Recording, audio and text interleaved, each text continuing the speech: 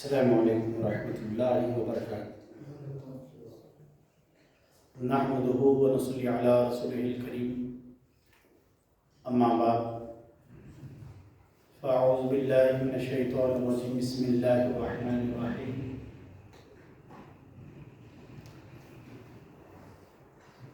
ان اللہ وملائکتہ یصلون علی النبی یا ایھا الذین آمنوا صلوا علیہ وسلموا تسلیما۔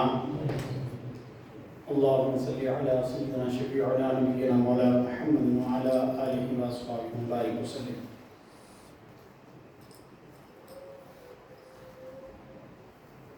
معزز سامعین کرام، اللہ تعالیٰ ہم کو نیک راہ بتائے، صحت اور تندرستی کی زندگی عطا فرمائے۔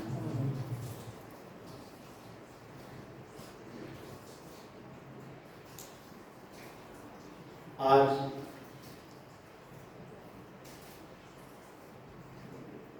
محبت کی بہت کمی ہو رہی ہے، محبت دن بدن ختم ہوتی آ رہی ہے۔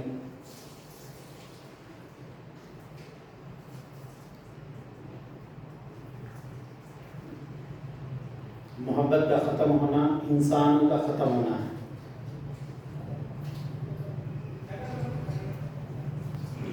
محبت بہت اہم چیز ہے۔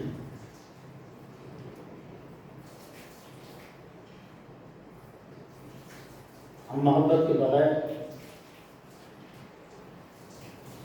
جانور سے بدتر ہے۔ اگر محبت ہے تو پھر ہم ایک صحیح اور اچھے انسان ہیں۔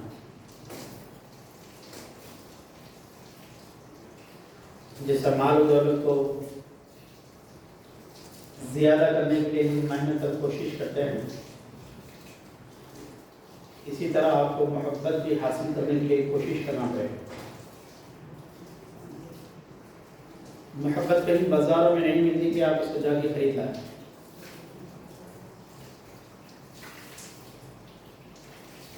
محبت یہ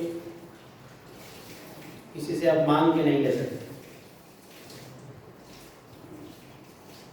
محبت صرف اسی کو دی جاتی ہے جو اس کا قدردان ہے۔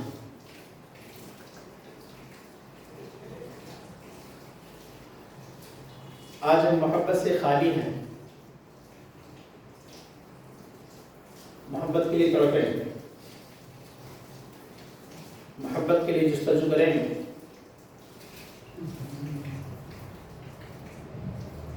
کیوں؟ محبت ہی ہے جو آپ کو انسانیت کا درجہ دیتی ہے۔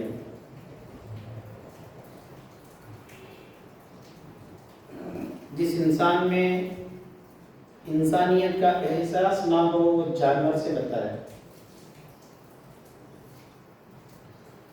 قرآن مجید میں اللہ رب کریم ارشاد فرماتے ہیں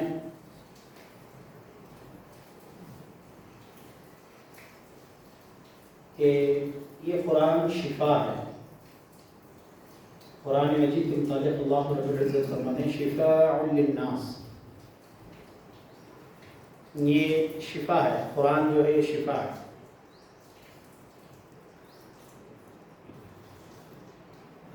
یعنی اس کے اندر ہر بیماری کا علاج ہے۔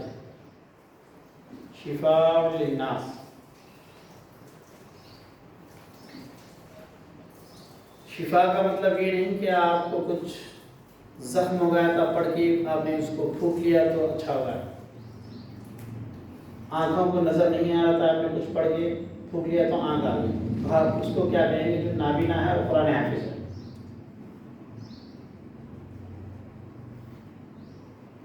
شفا کا صحیح معنی ہے کیا؟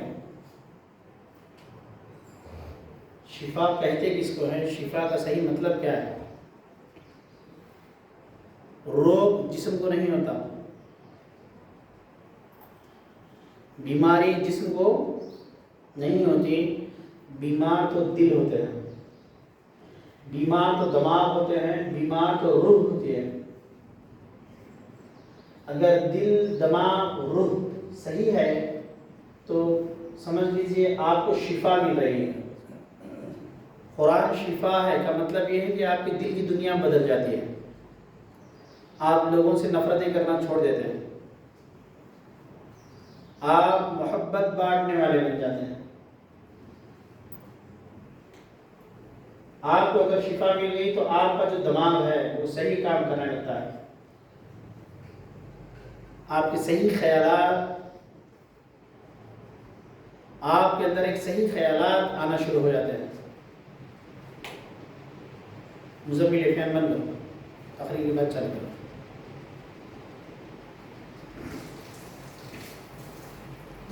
دل گندا ہے، دماغ گندا ہے، آپ کی زبان کبھی اچھی بات کر ہی نہیں سکتی۔ آپ کا دل گندا ہے، آپ کا دماغ گندا ہے تو آپ کبھی کسی کا اچھا نہیں کر سکتے۔ تو قرآن نے جو یہ کہا کہ قرآن شفا ہے کا مطلب یہ ہے جو دلوں کو روگ لگ جاتا ہے، دماغ کو روگ لگ جاتا ہے، بیماری لگ جاتی ہے، روح گندی ہو جاتی ہے، روح کے اندر بالغ کی وہ قوت نہیں رہتی، وہ پوری نڈھال اور کمزور ہو جاتی ہے۔ تو قرآن نے کہا قرآن شفا ہے لوگوں کے لیے۔ قرآن صرف مسلمانوں کی کتاب نہیں ہے کہ اس کو صرف مسلمان پڑھ رہے ہیں، یہ بدنصیبی ہے کہ مسلمان اس کو کم پڑھ رہے ہیں۔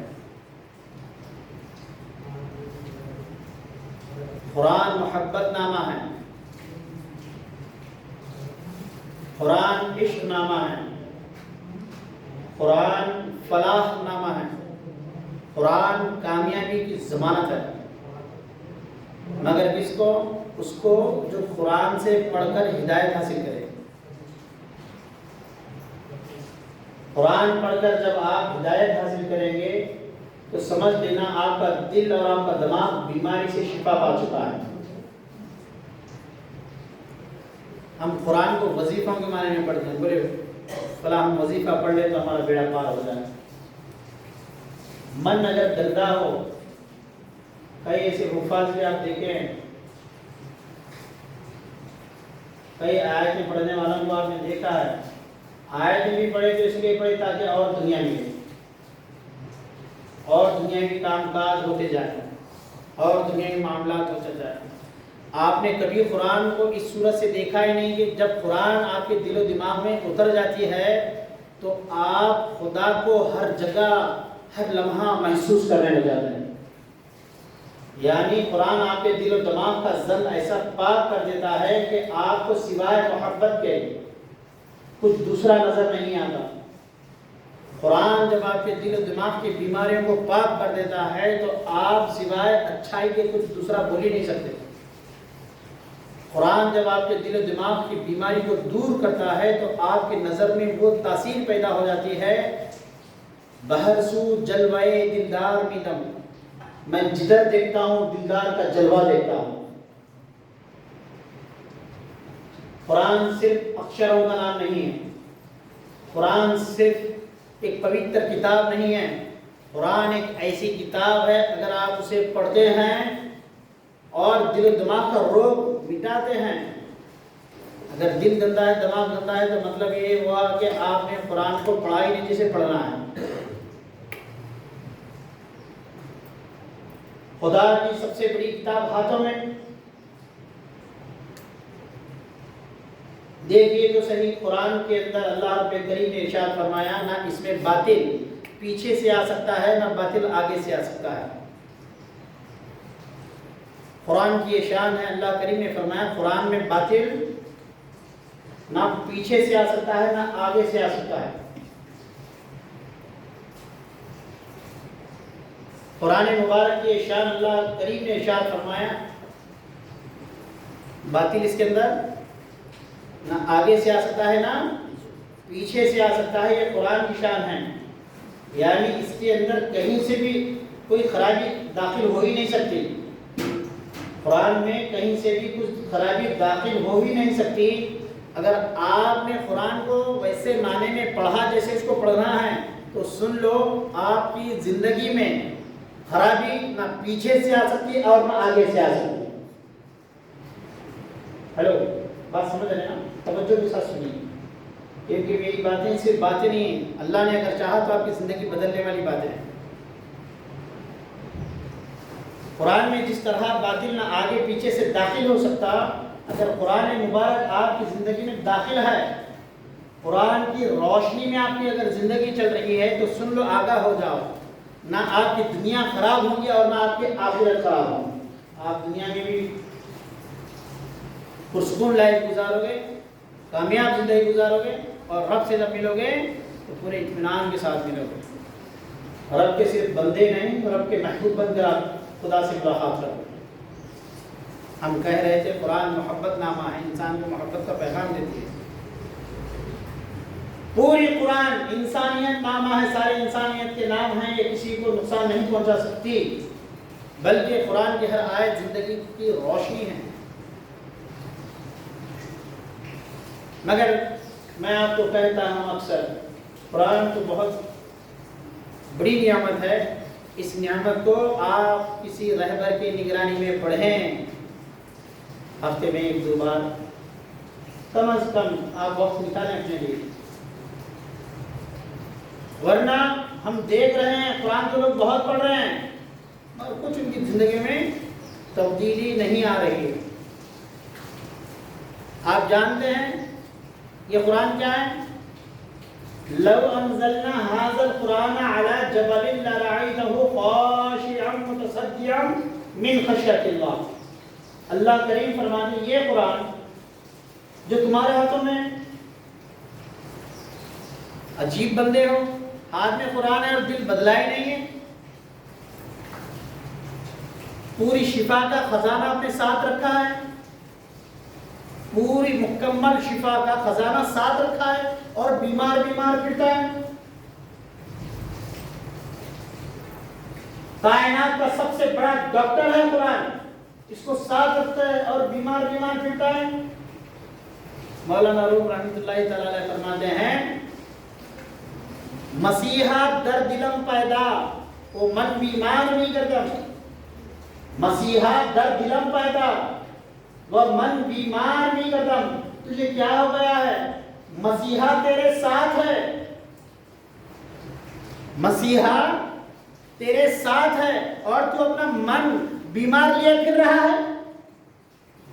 جو کچھ چاہیے تجھے سب کچھ خدا نے قرآن میں رکھ دیا ہے، مگر تو بیمار پھر رہا ہے۔ مسیحا در دلم پیدا وہ من بیمار نہیں کرتا۔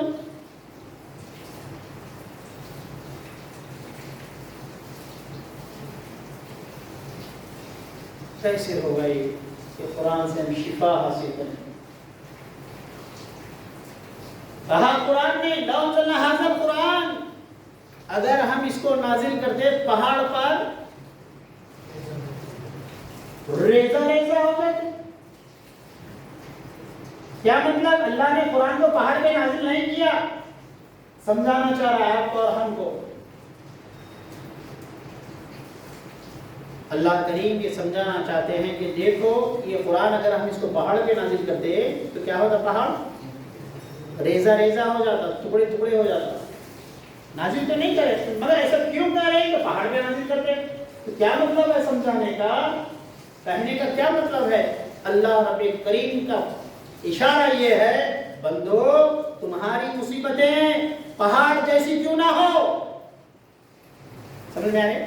تمہاری مصیبتیں پہاڑ جیسی کیوں نہ ہو، تم پر آفتیں یہ پہاڑ جیسے کیوں نہ ہو، تم پر بلایاں پہاڑ جیسے کیوں نہ ہو، اگر یہ قرآن تمہاری زندگی میں نازل ہو گیا، تمہارے دل پر یہ قرآن اتر گیا، تو سمجھ لو تمہاری پہاڑ جیسی مصیبتیں ریزہ ہو جائیں گی، ریزہ ہو جائیں گی۔ یہ کتاب نہیں ہے، صرف ایک کتاب نہیں ہے، یہ قرآن صرف ایک کتاب نہیں ہے۔ قرآن کا ایک پنہ تمہارے ہاتھ میں ہے تو دوسرا پنہ خدا کے ہاتھ میں ہے۔ تم ادھر سے پڑھنا شروع کر دو، ادھر سے تم پڑھنا شروع کر دو اور ادھر سے آنا شروع کر دیں گے۔ رحمت کے فرشتے بھیج دے گی، برکت کے فرشتے بھیج دے گی، شفا کا خزانہ تیرے گھر ہے، مگر تو مارا مارا پھر رہا ہے۔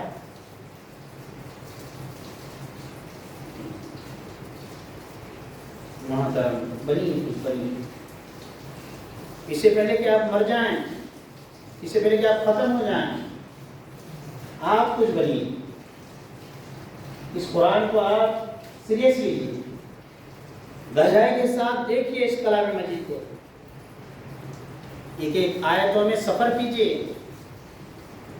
قرآن کا پڑھنا صرف آپ کے لیے قرآن کا پڑھنا نہ ہو، قرآن کا پڑھنا آپ کے لیے رب سے باتیں کرنا بن جائے۔ آپ غیب سے محسوس کریں کہ میرا خدا مجھے کچھ کہنا چاہتا ہے۔ ایک قرآن ہے جس کو ہم پڑھ رہے ہیں، یہ جو قرآن مجید ہے ہاتھوں میں لے کے ہم اس کو پڑھ رہے ہیں، مگر پڑھتے پڑھتے ایک کیفیت آ جاتی ہے، ایک روحانی سرور حاصل ہوتا ہے اور آنکھوں سے آنسو جاری ہو جاتے ہیں، تو سمجھ لو اس وقت آپ کی روح قرآن پڑھ رہے ہیں، پڑھتے پڑھتے کیفیت تاری ہو گئی کہ مالک میں تجھ سے باتیں کر رہا ہوں، مالک تو کان نہیں رکھتا مگر میری باتیں سنتا ہے، مالک تو آنکھ نہیں رکھتا مگر مجھے دیکھتا رہتا ہے، مالک تو زبان نہیں رکھتا مگر میرے لیے اتنی بڑی کلام مجید عطا کیا ہے، مالک میں کیسے کہوں کہ تو عرش پہ ہے، مالک جب میں قرآن پڑھتا ہوں تو مجھے ایسے محسوس ہوتا ہے جیسے تم میرے ساتھ ہے، میرے ساتھ باتیں کر رہا ہے، مالک جب تم میرے ساتھ ہوتا ہے تو میرے دل نے ایک ہلچل سی مچا دی، ایک طوفان برپا کیا، اور میرے آنکھوں سے آنسو سب گرنے والے تھے تو اندر سے میری روح نے پکار کے کہا آج میں میرے رب سے ملاقات کرنے کے لیے تیار ہوں۔ کیونکہ آنسو جو ہوتے ہیں در حقیقت یاد رکھ لو، آنسو جو ہوتے ہیں نا وہ آنسو نہیں ہوتے، اگر دنیا کی محبت میں نکلتے ہیں تو گندے آنسو ہیں، دنیا کی محبت میں نکلتے ہیں تو کیا ہیں وہ؟ اور میں کہتا ہوں صحیح بات کہتا ہوں کہ آپ کو اگر خدا سے محبت ہے، اللہ رسول سے محبت ہے، تو یہ دل میں طے کر لیجئے کہ میرے آنکھ سے آنسو کسی غیر کے لیے نہیں نکلیں گے، میرے لیے آنسو نکلے، ارے آنسو کا کم سے کم یہ حق ہے کہ اس کے لیے ہی نکلیں جس کے لیے آنکھ بنائی گئی ہے۔ بولے نہیں، میرے آنکھ سے آنسو اس وقت ہی نکلیں گے جب میرا رب اندر دل میں ہلچل مچا دے،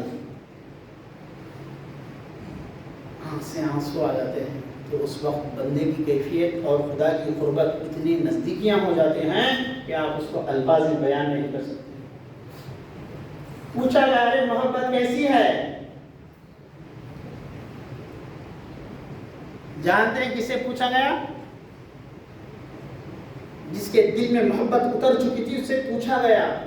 یاد رکھ لیجیے لفظ محبت جو ہے نا، یہ پریم کے ڈھائی اکشر جو ہے نا، ہم اس کو صرف بول سکتے ہیں، اس کا ذائقہ نہیں بیان کر سکتے، کیونکہ محبت وہ ہے جو الفاظوں کی محتاج نہیں ہوتی۔ جہاں الفاظ گرو پوری گفتگو ختم ہو جاتی ہے نا، محبت وہاں سے شروع ہوتی ہے۔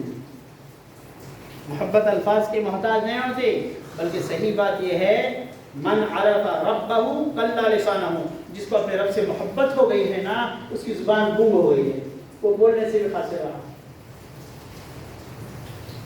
محبت جانتے ہیں کیا ہے یہ محبت؟ محبت بڑی عجیب چیز ہے، جب ہو جاتی ہے تو اس کا اظہار کرنا مشکل ہو جاتا ہے۔ بولے آپ کو محبت ہو گئی ہے؟ محبت بڑی عجیب چیز ہے، اس کو الفاظ میں کسی اللہ والے سے پوچھا گیا، بولے محبت کے بارے میں کیا فرمانا ہے؟ بولے دیوانے تجھے معلوم نہیں، محبت ایک ایسی نعمت ہے کہ اس کو الفاظوں میں بیان نہیں کیا جا سکتا۔ بولے پھر کیسے؟ بولے محبت کا یہی حال ہے کہ ایک گونگے کو گڑ کھلا دیا جائے اور اسے پوچھا جائے کہ گڑ کیسا ہے، اس کا ٹیسٹ کیسا ہے، اس کا ذائقہ کیسا ہے۔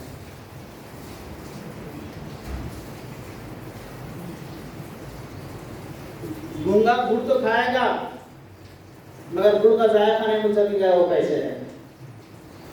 محبت جب اتر جاتی ہے دل و دماغ میں عزیزان محترم، تو سمجھ لینا وہاں سے آپ کے بندہ پن شروع ہو گیا، آپ بندہ بننے کا حق ادا کر رہے ہیں۔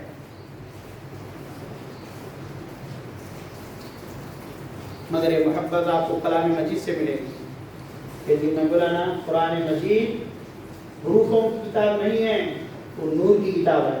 ایسا نور ہے کہ جہاں پر محبوب گم ہو گیا ہے، اندھیرا ہو گیا ہے، اس عالم میں اندھیرا ہو گیا ہے، فَفِرُّوا إِلَى اللَّهِ، چھایا اندھیرا چاروں طرف، دوڑو اپنے رب کی طرف۔ آپ کا محبوب گم ہو گیا ہے، آپ کو نظر نہیں آ رہا ہے کہ آپ کا محبوب کہاں ہے۔ کوئی اسے مندر میں بتا دیا، کوئی مسجد میں بتا دیا، کوئی عرش میں بتا دیا، کوئی یہاں وہاں بتا دیا۔ بولے مالک کہ تیری شان تو جہاں جہاں ہے، میں کیا کروں؟ میرے دل و دماغ میں تو سما نہیں رہا ہے، تم مجھ سے قریب ہے، یہ تیری شان ہے۔ مالک و مولا میں تجھ سے بہت دور ہو چکا ہوں، یہ میری بد نصیبی ہے۔ خدا قریب ہے، یہ احساسات کو جگانا چاہتے ہو تو قرآن کو بار بار پڑھو، بار بار پڑھو، بار بار پڑھو۔ آپ معلوم ہو جائے، آپ معلوم ہو جائے، تو احساس ہو جائے کہ میرا رب میرے قریب ہے۔ ان اللہ علی کل شیء محیط، اللہ تعالیٰ ہر چیز کو تھاما ہوا ہے، ہر چیز کو وہ احاطہ کرا ہوا ہے۔ وفی انفسکم افلا تبصرون، وہ تم میں ہے، وہ دور نہیں ہے، وہ دور نہیں ہے۔ بات ٹھیک ہے، اللہ دور نہیں ہے، اللہ قریب ہے، نزدیک ہے، وہ بے چین دلوں کے قریب ہے،